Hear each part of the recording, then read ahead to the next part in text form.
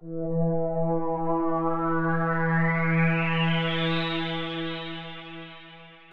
back for another week of our fantasy football show. We do not have any guests this week, but you've got us to make do with. So again, I'm JJ. And I'm Eric. And we're here to talk about Week 9. I've actually got my Superman shirt on, just hoping that it can really help, because I lost again in fantasy because Ben Roethlisberger decided to go off on my bench. Yeah, I was looking at your team, and Ben Roethlisberger, because our league settings, the quarterback is inflated. Oh, yeah.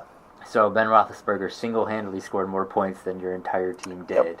Yes, he did. That had to hurt. It did. But I also tied, though. I tied 139, Yep. only because the Cowboys decided not to use DeMarco Murray in the end. I was happy about that, but not about the tie. Had my roommate on edge the entire time. He was sitting there practically pulling his hair out over the Cowboys game, watching DeMarco Murray. I'm glad. Yeah. Well, hopefully, if I can learn to take my own advice. After last week, I recommended Brandon LaFell, if you guys remember, and he did well on my bench, but I didn't display confidence in myself and did not put him out there, and it cost me. I would have been closer. I listened to you on one of my other teams. I put in Brandon LaFell, and I pulled out the victory. It was a close victory, but I got it. Exactly. Well, we'll just jump right into our hots and nuts. You want to start for us? Yeah, so my hot this week is the Eagles wide receiver Jeremy Maclin. The Eagles coming off a bye were facing Arizona, two of the top teams in the NFC, and Maclin absolutely torched them. He had almost 200 yards receiving, 2 touchdowns, about 30 points in standard ESPN. He's really taken on that number one role in Philly after they traded Deshaun Jackson. Has a good chemistry with Nick Foles. And you can't go wrong with Maclin. He's guaranteed to at least get you probably at least, a good solid, at minimum, 8 points. As soon as he stops taking tumbles over the Gatorade table, of course. Yeah, of course, yeah. Well, for me, I ragged on him a little bit last year, and I have 2 roommates that are Colts fans, and we keep talking about it over and over again. I finally got to go with T.Y. Hilton. T.Y. Hilton was inconsistent last year. I don't take any of that back. He had about 3 or 4 games where he was good. And this year in 8, he's already had 3 or 4, I believe 4 double-digit games, and he's scoring 100 yards in each of those, and the only thing that's lacking is touchdowns. In games where he gets touchdowns, he's scoring 20-plus points.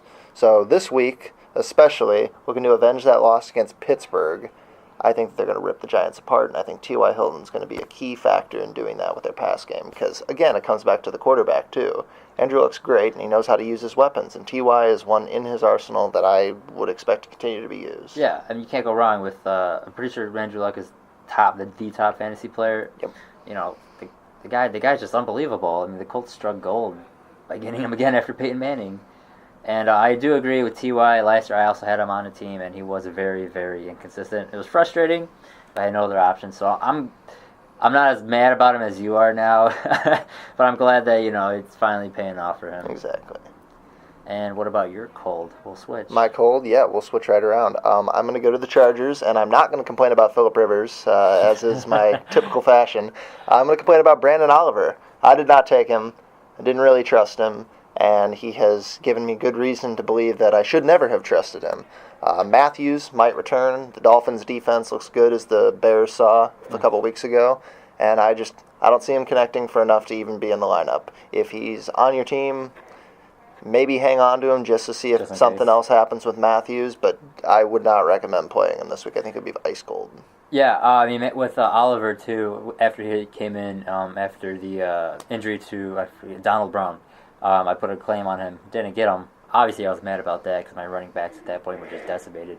And I'm kind of glad I didn't get him now, just because he's not playing like thought he would.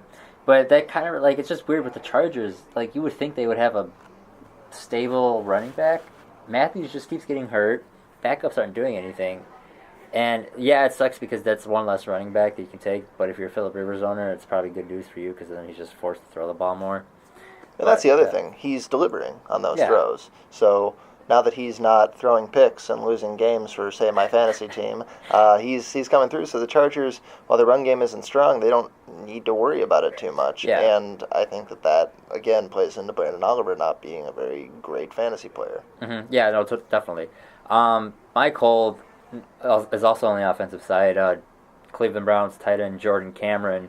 Last year, he was top 5 tight end in the league. This year, just absolutely nothing. Also on my team. Yeah, same. Yeah, it's always funny whenever I get the guys the year after they have a good year, they just never do play as well. It's frustrating, but that happens.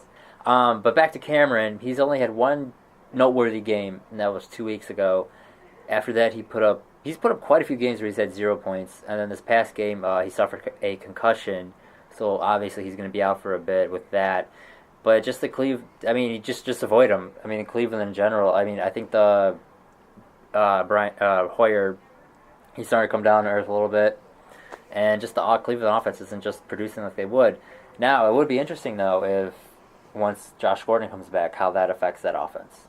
It would. It will add a new dynamic, and it will actually give someone like Hoyer who's struggling, or even Manziel, who knows what it'll be like at that point, options. Because when you have someone like Josh Gordon coming back, who isn't coming back off of an injury, he's coming back off of something unrelated, I don't expect him to be rusty. I expect him to kind of try to beat the controversy by coming out good. Yeah. So we can see the Browns going somewhere later, and that might open up some holes when the attention's off Jordan Cameron. But right now, between injuries and the production of the offense on its own, I don't see it.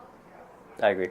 And then when it comes to waiver wire pickups, I'm going to stick with the orange theme and go with the Bengals. The Bengals have been on my team for the entire season. I have believed in that defense, and it's gotten me negative points. I think that one time they got negative 10 points and successfully negated like 2 or 3 other positions on my team, and it did awful for me. But this week, especially after last week, they put up some good numbers. They were pretty all right, especially for having an offense that scored quite a bit. They had some points scored against them, but they did okay with takeaways. And this week they're against the Jacksonville Jaguars. So they're 85.3% owned in leagues. That could be a little bit for you. If you've got someone, defense that's not delivering, or if something like Seattle that just isn't as consistent as someone expected, the Bengals might be someone that dropped it really hastily that you might be able to just scoop up off the waiver wires, and it could do you well. Yeah, and I think part of the reason they had that, they dropped down a bit was just because they lost Mike Zimmer, their coordinator, from the past couple seasons. Because the past couple seasons, the Bengals defense has been unbelievable, and I've owned them, so I know how well they've played. So it has been surprising how well the defense has fallen off. So, but I do at this point though, like Jacksonville, whoever's playing Jacksonville, you just stream the defense. Exactly. It's almost a matchup basis for some of the defenses and kickers, but as long as the Bengals seem to recollect themselves, the Bengals could be a defense worth hanging on to for the rest of the season. That one I definitely agree with. I mean, even if they're not playing Jacksonville, definitely still hold on to the Bengals defense. For my pick, I'm going to have to look at my screen because the name is hard to pronounce. But so my pickup for the week is Steelers wide receiver Martavis Davis. Excuse me for that. He's a rookie, and just last week he exploded onto the scene. Part of contributing to Ben Roethlisberger's over 500 passing yards. And the destruction of this Indianapolis Colts. The destruction of the Colts. Granted, he's only put up points in 2 weeks, but in those 2 weeks he has 3 touchdowns. Now it's kind of hard to say because he has such a small sample size of what he's going to turn into, but he could be a good pickup just to stash, see how he does, and if he's putting up consistent numbers, just plug him right in. And if you're in a 10-team deep league like we are, and if you're struggling a lot like I am, you're trying to get whatever you can. Yeah. So any little things that have possibility, grab them, hang on to them for a few weeks, pitch them back if they don't work out, throw them in and feel successful if you get them. Yeah, there's no harm in picking up a guy who, according to ESPN Standard League, he's only owned in 1.7% thus far. So there's no harm in it. And we should probably say this every week, but if you are a struggling team, again, like my team, which is now named We Did It Guys after we got a few wins, you should be looking at Josh Gordon if he's not owned in the league. Absolutely get him. That goes every week until he's owned again and back in business. Josh Gordon should be picked up, put on some spot on your team, and make room for him. He comes back, is it week 9, 10, is around that time, right? He comes back in the next couple of weeks. Okay. I don't remember exactly. It was so up in the air for a while. Some people thought half the season. They didn't know. Could be back next week. Get back in week 3. I just lost track of it all. So I'm not sure exactly when he comes back, but I do know that he's coming back enough to affect fantasy teams.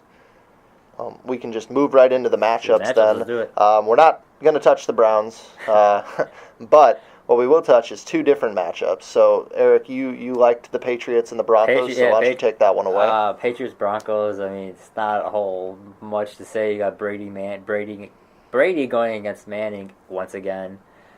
Two high-powered offenses. The Patriots have just steamrolled the opposition to look no further than what they did against the Bears this past Sunday, which was just like mind-blowing how bad that game abysmal. Was. I just find it completely funny that, I think it was around week 3 or 4, you had reports coming out saying, Tom Brady was going to be traded, this and that, how dysfunctional the Patriots were. And yeah, the Patriots weren't playing like they were. Offensive line was, being shuffled around and stuff like that. But since that Chiefs game on in prime time, they've just absolutely steamrolled everyone. So I guess the lesson in this to the NFL and other reporters is don't make Tom Brady mad. Exactly, as it turns out. And I think that our print fantasy doctor, Peter Bailey-Wells, would agree with that. Yeah, he would agree. He's a Bostonian, and he's a loyal Patriots fan. And I don't think he ever once got maybe a little upset, but never frustrated to the point where he was angry with his team. Not quite like Bears fans might be. And then, and then too, like that. And then Broncos, obviously, you got Peyton Manning, NFL's all-time leading passing. Peyton Manning's leader. name pretty much. That sums it up. I don't need to say any more about that. He's a league name that everyone knows. Doesn't matter what team he's on, he's doing something. Yeah. And so what's the game you got? And then the game that I like a lot this week is I like Arizona versus Dallas. I think both are trying to stay ahead in the divisions. I think that Arizona has a little more wiggle room, but behind them they've got the 49ers and the Seahawks coming up. Yeah, and the Seahawks, Super Bowl reigning champs, should not stay down for long, and the 49ers, they're gonna be fighting for that. And then you got the Cowboys, who just got beat barely, the Redskins, unexpectedly, and they want to try to stay ahead too. Both teams have 6 wins. One has 2, one has 1, and they're gonna fight. I think it's gonna be a good game to watch. Yeah, the Cardinals. Yeah, the Cardinals just beat the Philly Eagles, so they're sitting high in the NFC right now. But I wanted to ask about the Seahawks, though.